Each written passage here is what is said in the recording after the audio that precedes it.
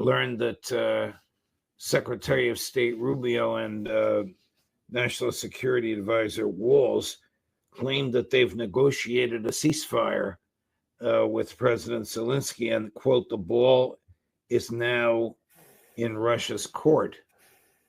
One of the questions that we put to Foreign Minister Lavrov was whether or not there could be such a ceasefire. He looked right at me and said, why would we do that?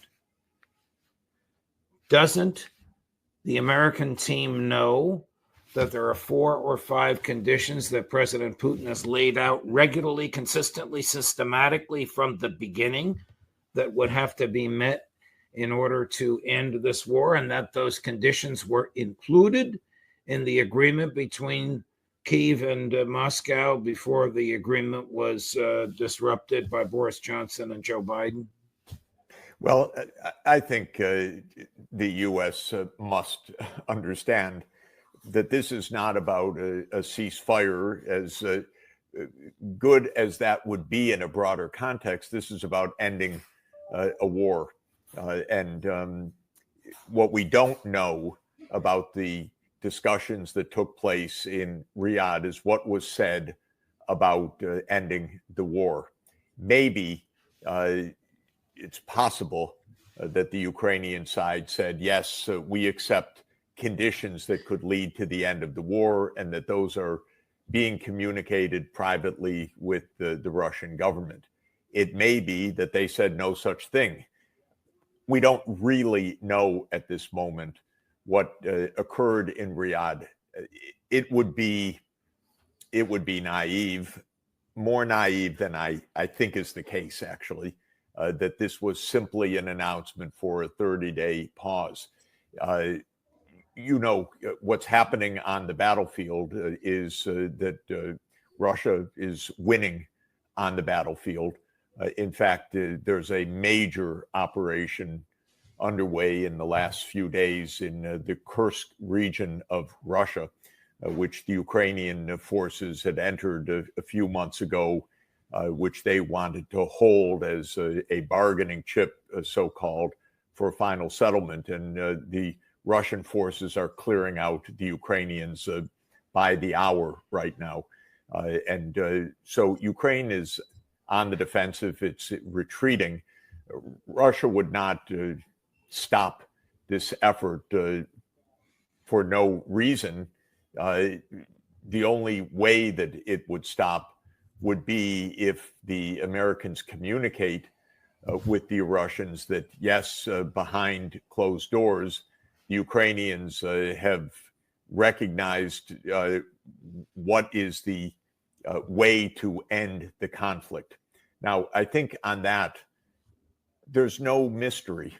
There has been no mystery since April 2022. I would say there's been no mystery since 2015. Indeed, one could go back even before that. What do I mean by all of this? As you mentioned, on April 15th, 2022, there was a draft agreement for ending the conflict close to being signed by Russia and Ukraine. We have that draft agreement. That's not hidden from view. The New York Times published it in 2024.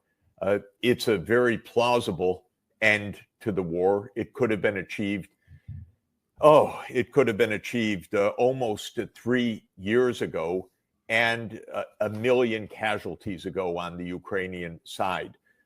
Probably 1 million Ukrainians have died or been grievously wounded since that accord was pushed aside by Biden's team and by Boris Johnson. They told the Ukrainians, keep fighting. This is what was such a disastrous foreign policy by Biden. The UK is so consistently disastrous in its advice, I don't even expect better. I wince at how ridiculous the UK approach is. But the US should have known better, could have done better, could have enabled a peace already about 3 years ago. So we know what the contours of the agreement would be. And in that interview, it's a terrific interview, extremely informative, extremely interesting, by Foreign Minister Lavrov.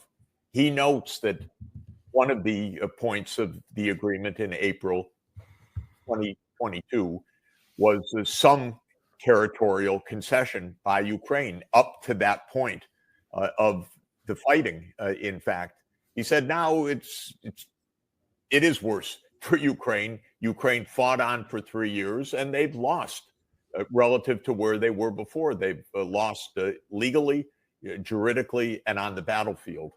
But the contours of reaching an agreement quickly are known. And what are they? They are that Ukraine will be permanently neutral. In other words, it will not join NATO. NATO will not be dangled as something to happen in 5 years or 10 years or 15 years. Ukraine will be neutral. This was the sensible position for the last 30 years. The U.S. could not take common sense. The second is there will be territorial adjustments. There wouldn't have been before the coup in 2014 that the United States participated in. There wouldn't have been any at all. There wouldn't have been territorial loss in eastern Ukraine, in the Donbas region, or what is called Lugansk and Donetsk, because the Minsk agreement that the U.S. and Ukraine dissed, they signed and then they dissed it, didn't call for territory to go to Russia, but it called for constitutional autonomy of the ethnic Russian regions of eastern Ukraine. Well, they lost that opportunity. In 2022, there were some concessions based on where the contact lines were at that point. But now things have gotten worse. So there will be these territorial adjustments. And the third part of the agreement that was already reached on April 15, 2022, by the way, based on a communique that was jointly issued on March 29th, 2022, which also people can find online, is that there will be security guarantees for Ukraine. And I say rather straightforwardly, because it's the way that things should work in this world, put them through the UN Security Council. That's what it's there for. And so this is the third point. Permanent neutrality, some territorial border adjustments that reflect the events of the last 11 years, actually, and security guarantees for Ukraine, in my view, under the UN auspices. That's how to reach peace. Really, we were there on April 15th, 2022. We could be there immediately. That's nothing to do with the ceasefire, except if in the closed room in Riyadh, Ukraine said, yeah, okay, that makes sense. We were about to sign in April 2022. We'll sign now. Maybe they said that. Maybe that's what's being communicated. But if it's just